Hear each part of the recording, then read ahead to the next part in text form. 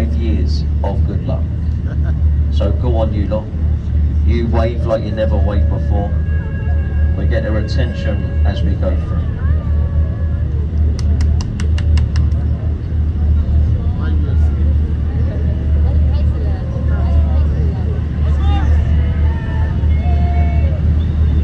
Now folks, there is another bridge the other side, so go on, keep waving, keep smiling.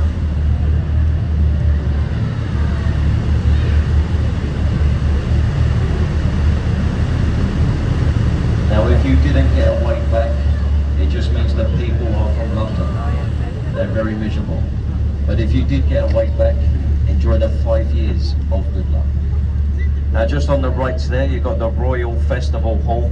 That's the last remaining building from the Festival of Great Britain back in 1951. The building, it has the finest acoustics in all the world, and it has drawn in a lot of big acts. People like Whitney Houston, who has sadly passed away. Michael Jackson, who has sadly passed away. Amy Winehouse, who has sadly passed away. And Pavarotti, who has sadly passed away. So we are just waiting now for Justin Bieber to play at the Royal Festival Hall. And judging by most of your reactions, well, it can't come soon enough, can it? This is Waterloo Bridge ahead of us here. This is the longest bridge on the River Thames. It stands at 1/4 of a mile long. This bridge was built by women during the Second World War. The men were out fighting for the king and the country. The ladies, they built the bridge. When they built it, they faced it in Portland stone.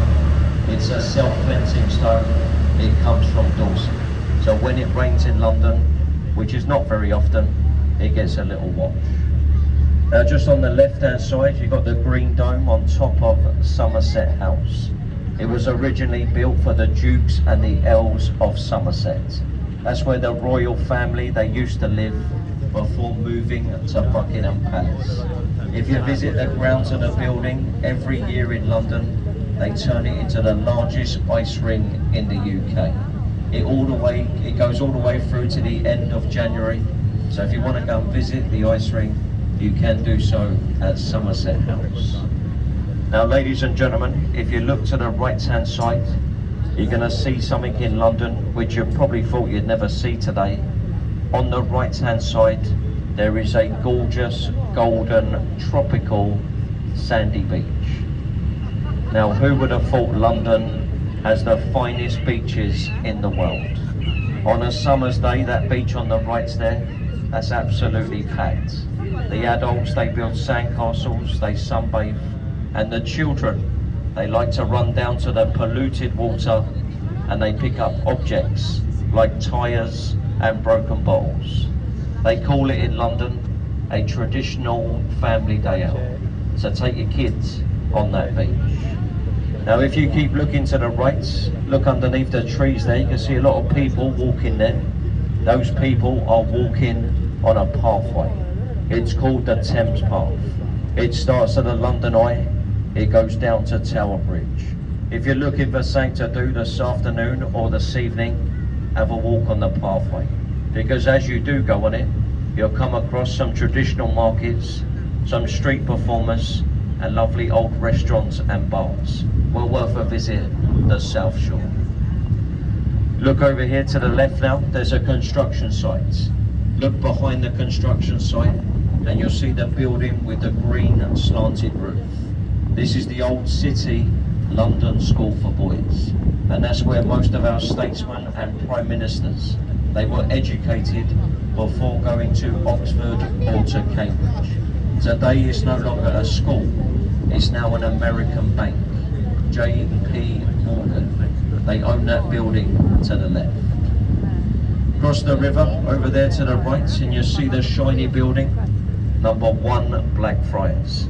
They finished it a couple of years ago, and there are other buildings in London with the number 1 to it. We got 1 Canada Square at Canary Wharf. We've also got 1 Tower Bridge. Within number 1 Blackfriars, you got apartments.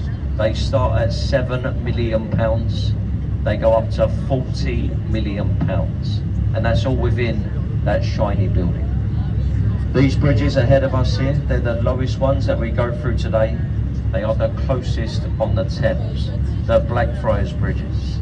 Now as we go through the first one, if you look in the middle, you're going to see red columns. They stand on their own today. They used to be the foundations for the Alexandra railway line. It was designed by Isambard Kingdom Brunel. The steam trains, they used to go over these red columns. They've taken off the top now. They're left in the middle as a memory to that bridge. So you can see them now, the old red columns.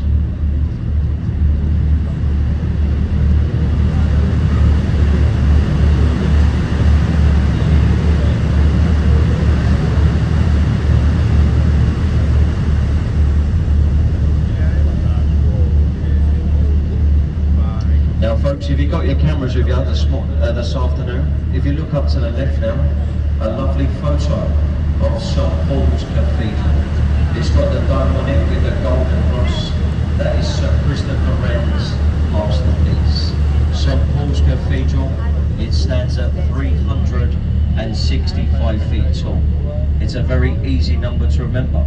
That's 1 foot for every day of the year. The dome that you see on the cathedral is the second largest dome in Europe to stand on a building. The first one is in Italy. It's at St. Peter's in the Vatican City. Folks, if you look above the dome, you can see the black metal railings. That's a viewing platform. Now you can go up there if you want to and have a look over London.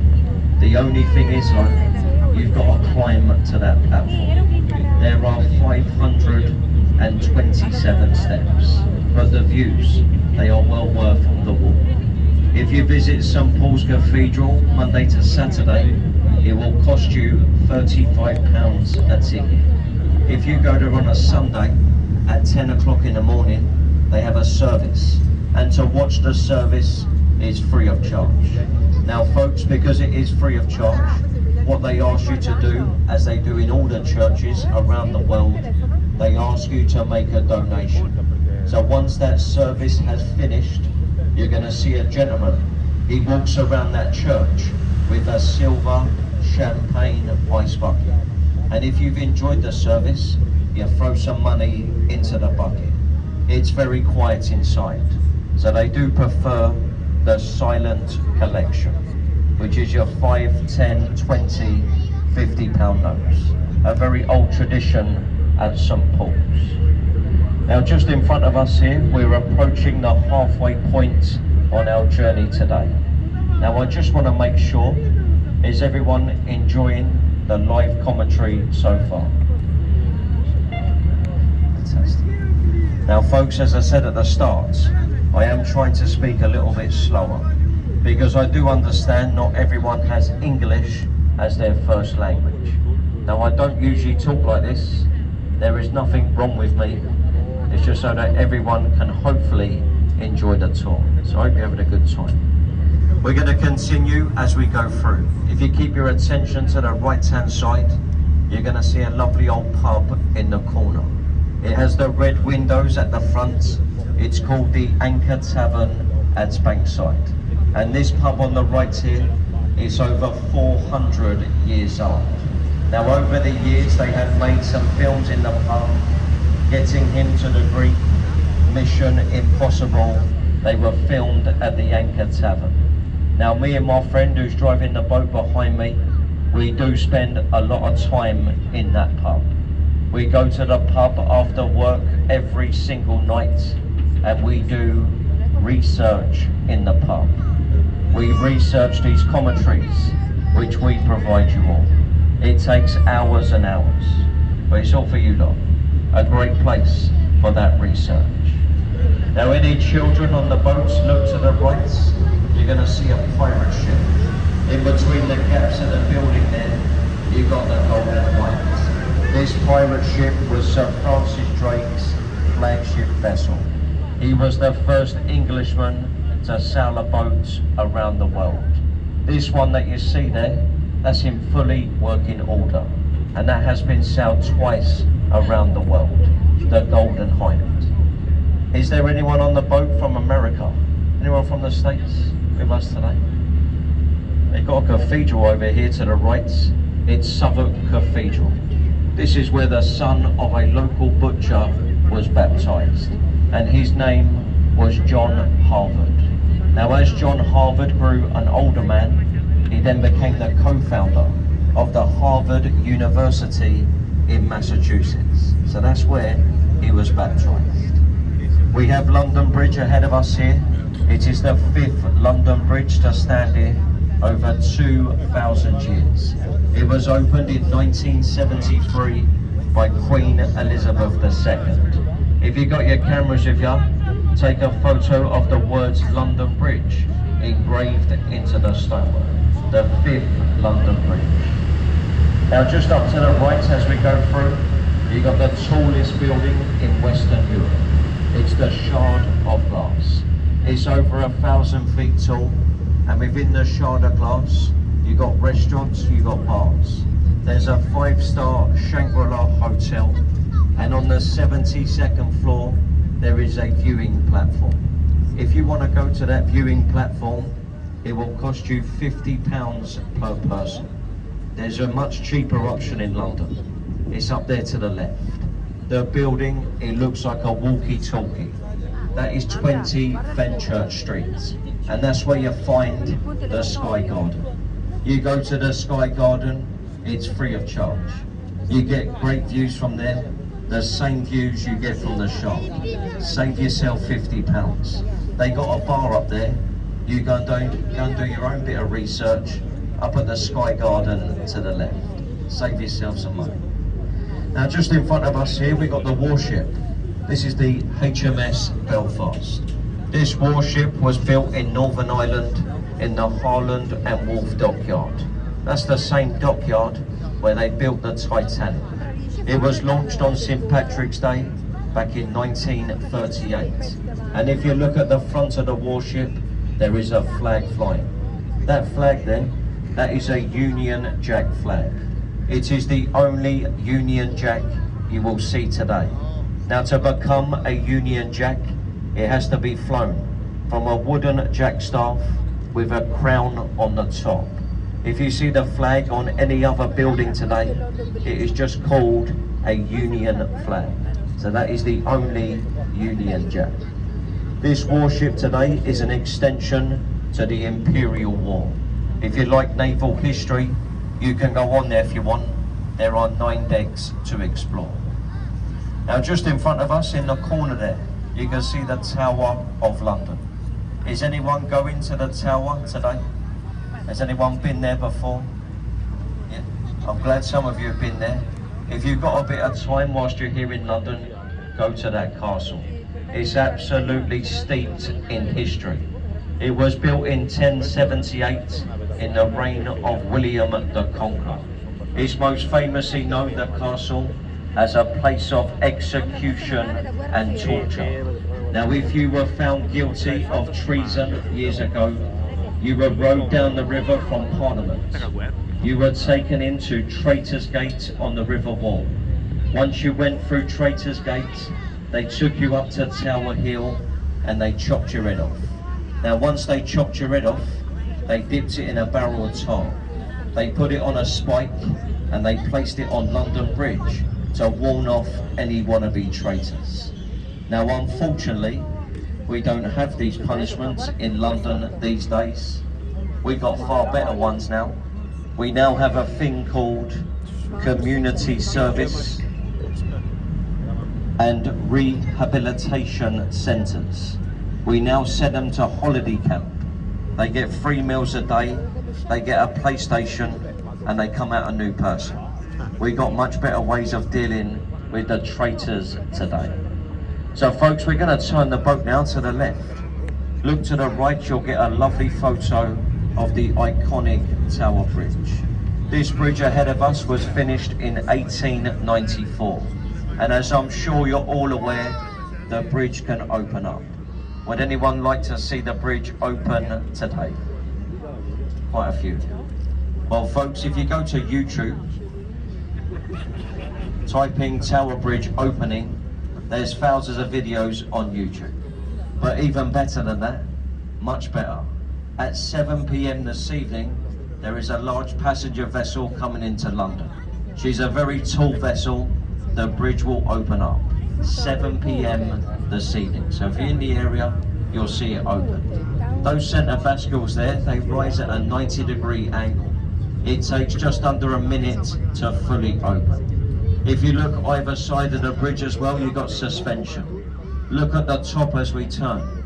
Underneath the coat of arms, there is a glass floor. That glass floor is the Tower Bridge exhibition. You can walk over the glass floor and look down onto the river itself.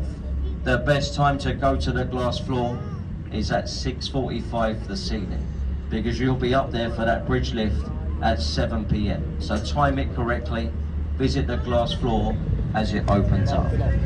So we're going to turn now, as it is safe to do so. And as I promised you all, you get that lovely photo on the right hand side. Now folks, if you look at the bridge very closely as we turn, it is built in a Gothic style. The reason it has this look to it is so that it blends in with the Tower of London. This bridge is closed for one day of the year. Does anyone know which one day of the year it will not open? Any guesses? Everyone says Christmas Day, everyone says the King's birthday, but you will kick yourselves when I tell you, because the only day it will not open is the day of the London Marathon. There are 40,000 runners, they run across that bridge, and apparently if we start to open it, well, it would spoil the race. So we leave it shut for the marathon day. I've always said though, just open it a little bit, give the runners a little hurdle, make the race a bit more exciting. So that is the only time it won't open. Now folks, once you have your photos of the bridge and of the castle, if you could all be so kind just to remain seated, because we're going to take you into the stop now, and if you're standing up there is a chance you might get hurt. So please remain seated as we go in.